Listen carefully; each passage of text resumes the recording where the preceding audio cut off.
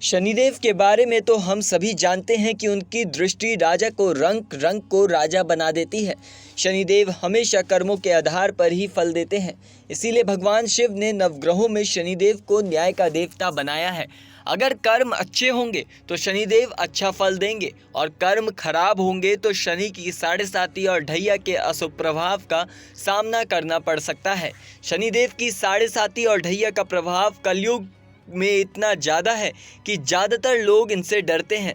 लेकिन क्या आपको पता है, सभी को डराने वाले शनिदेव अपनी पत्नी से डरते हैं। और न केवल शनिदेव अपनी पत्नी से डरते हैं, बल्कि ऐसे 4 देवता और हैं जिनसे शनिदेव डरते हैं। इनका नाम लेने भर से शनि के अशुभ प्रभाव में कमी आती है और शनिदेव भी आशीर्वाद देते हैं। आइए आज हम आपको बताते हैं कि शनिदेव किन देवी देवताओं से डरते हैं। न्याय के देवता शनि के पिता ग्रहों के राजा सूर्य हैं, इसीलिए शनिदेव को सूर्य पुत्र भी कहा जाता है। शनिदेव सूर्य देव की दूसरी पत्नी छाया के पुत्र हैं और बृहदा के भाई हैं। एक बार क्रोध में आकर सूर्य देव ने शनिदेव का घर जला दिया था। सूर्यदेव को मनाने के लिए शनिदेव ने काले तिल से सूर्यदेव की पूजा की, जिससे वह काफी प्रसन्न हुए। सूर्यदेव की पूजा करने पर शनिदेव की महादशा के अशुभ प्रभाव में कमी आती है। आपको बता दें, शनि देव भगवान कृष्ण से भी डरते हैं, इसीलिए कृष्ण भक्तों पर शनि की कुदृष्टि का प्रभाव नहीं पड़ता।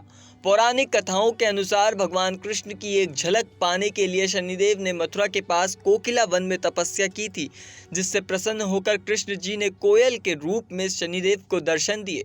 तभी से शनिदेव ने कहा, जो भी मेरे आराध्य भगवान कृष्ण का नाम भर लेता होगा, उन कृष्ण भक्तों को कभी परेशान नहीं करेंगे। पौराणिक कथाओं के अनुसार शनिदेव पीपल से भी डरते हैं, इसीलिए शनिवार के दिन पीपल की पूजा करने की मान्यता है। शनिवार के दिन पीपल को जल देकर सरसों का तेल चलाने वालों पर शनिदेव की कुदृष्टि नहीं पड़ती। शास्त्रों में बताया है, पिल्लाद मुनि का नाम लेने और पीपल की पूजा करने वालों पर शनिदेव की महादशा का अधिक प्रभाव नहीं पड़ेगा।